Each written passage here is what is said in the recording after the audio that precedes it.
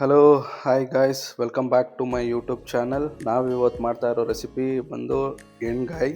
ಅದಕ್ಕೆ ಬೇಕಾಗಿರೋ ಇಂಗ್ರೀಡಿಯೆಂಟ್ಸ್ ಹೇಳ್ತೀನಿ. ಆನಿಯನ್ 3 ಆನಿಯನ್ಸ್, ಒಂದು ಟೊಮ್ಯಾಟೊ, ಮತ್ತೆ ಸ್ವಲ್ಪ ಚಿಕ್ಕ ಕಪ್ಪಲ್ಲಿ ತೆಂಗಿನಕಾಯಿ, ಕಡಲೆಕಾಯಿ ಬೀಜ ಅಂದ್ರೆ ಹುರಿದಿಟ್ಕೊಂಡಿರೋದು ಇದು. ಇದನ್ನ ಒಂದು 3 to 4 ಟೇಬಲ್ ಸ್ಪೂನ್, ಮತ್ತೆ ಕೊತ್ತಂಬರಿ, ಜೀರಿಗೆ 1 ಸ್ಪೂನ್, ಮತ್ತೆ 2 ಚಕ್ಕೆ, 2 ಲವಂಗ, ಮತ್ತೆ 7 ರಿಂದ 8 ಬೆಳ್ಳುಳ್ಳಿ, ಮತ್ತೆ 1 ಇಂಚು ಶುಂಠಿ, ಹುಣಸೆ ಹಣ್ಣು ಅದನ್ನ ನೆನೆಯಾಗಿ ಇಟ್ಕೊಂಡಿದೀನಿ. ಮತ್ತೆ ಒಗ್ಗರಣೆಗೆ ಕರಿಬೇವಿನ ಸೊಪ್ಪು, ಒಗ್ಗರಣೆಗೆ ಜೀರಿಗೆ ಮತ್ತೆ ಸಾಸಿವೆ, ಟರ್ಮರಿಕ್, ಕೋರಿಯಂಡರ್, ಧನಿಯಾ ಪೌಡರ್, ಮತ್ತೆ ರೆಡ್ ಚಿಲ್ಲಿ ಪೌಡರ್. ಬದನೆಕಾಯಿನ ನಾವು ಹಿಂಗೆ 6 ಪೀಸಸ್ ಆಗಿ ಕಟ್ ಮಾಡ್ಕೊಂಡಿದೀವಿ.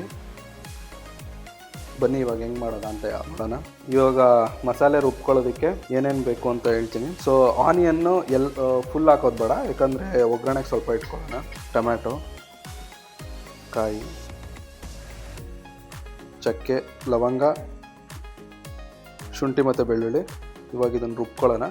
ಸ್ವಲ್ಪ ನೀರು ಹಾಕಿ, ಜಾಸ್ತಿ ನೀರು ಹಾಕಬೇಡಿ, ಯಾಕಂದರೆ ಅದು ಸ್ವಲ್ಪ ಪೇಸ್ಟ್ ಥರ ಇರಬೇಕು.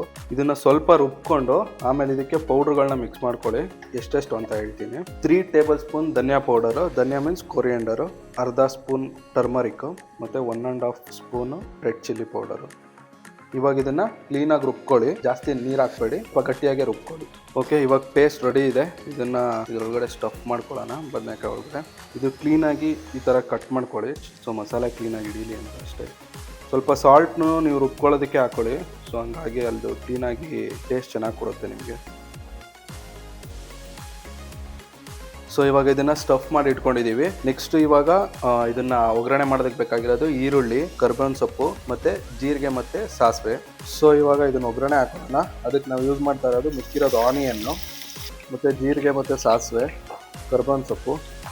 ಸೊ ಇದಕ್ಕೆ ನಾವು 9 to 10 ಸ್ಪೂನ್ಸ್ ಆಯಿಲ್ ಯೂಸ್ ಮಾಡ್ತಾ ಇದ್ದೀವಿ. ಎಣ್ಣೆ ಜಾಸ್ತಿ ಇದ್ದಷ್ಟು ಚೆನ್ನಾಗಿರುತ್ತೆ. ಸೊ ಈಗ ಒಗ್ಗರಣೆ ಆಗಿದೆ. ಸೊ ಇದನ್ನು ಇಲ್ಲಿ ಹಾಕ್ಕೊಳ್ಳೋಣ ಹಿಂಗೆ ಆಯಿಲ್ಗೆ.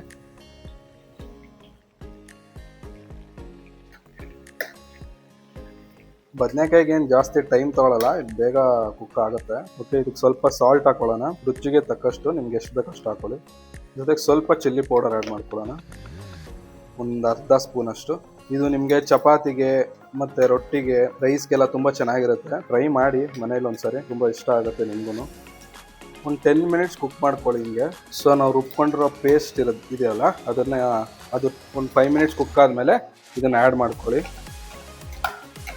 ಓಕೆ, ಇವಾಗ ಸ್ವಲ್ಪ ಅದೇ ಹುಣಸೆ ಹಣ್ಣನ್ನು ನೀವು ನೀರಲ್ಲಿ ಡಿಪ್ ಮಾಡಿ ಇಟ್ಕೊಂಡಿದ್ರಲ್ಲ, ಸೊ ಅದು ವಾಟರ್ ಹಾಕ್ಕೊಳ್ಳಿ. ಜಾಸ್ತಿ ನೀರು ಹಾಕಬೇಡಿ, ಸ್ವಲ್ಪ ನೀರು ಆ್ಯಡ್ ಮಾಡ್ಕೊಳ್ಳಿ. ನಿಮ್ಗೆ ಗಟ್ಟಿಯಾಗಿದ್ದಷ್ಟು ಚೆನ್ನಾಗಿರುತ್ತೆ. ಕಲರ್ ಎಲ್ಲ ತುಂಬ ಚೆನ್ನಾಗಿ ಬಂದಿದೆ. ಓಕೆ, ಇವಾಗ ಇದನ್ನು ಒಂದು 5 ಮಿನಿಟ್ಸ್ ಕ್ಲೋಸ್ ಮಾಡಿಡೋಣ, ಕ್ಲೀನಾಗಿ ಕುಕ್ ಆಗುತ್ತೆ. ಓಕೆ ಗೈಸ್, ಇದು ರೆಡಿ ಇದೆ. ಇವಾಗ ಇದ್ರ ಜೊತೆ ಚಪಾತಿಗೆ, ರೈಸ್ಗೆ ತುಂಬ ಚೆನ್ನಾಗಿರುತ್ತೆ. ನೀವು ಮನೇಲಿ ಒಂದ್ಸತಿ ಟ್ರೈ ಮಾಡಿ. ಓಕೆ, ಮತ್ತೆ ಹೊಸ ರೆಸಿಪಿ ಜೊತೆ ಮತ್ತೆ ಸಿಗೋಣ. ಲೈಕ್ ಮಾಡಿ, ಸಬ್ಸ್ಕ್ರೈಬ್ ಮಾಡಿ, ಶೇರ್ ಮಾಡಿ, ದಯವಿಟ್ಟು ಸಪೋರ್ಟ್ ಮಾಡಿ. ಓಕೆ, ಮತ್ತೆ ಹೊಸ ರೆಸಿಪಿ ಜೊತೆ ಮತ್ತೆ ಸಿಗೋಣ. Thank you.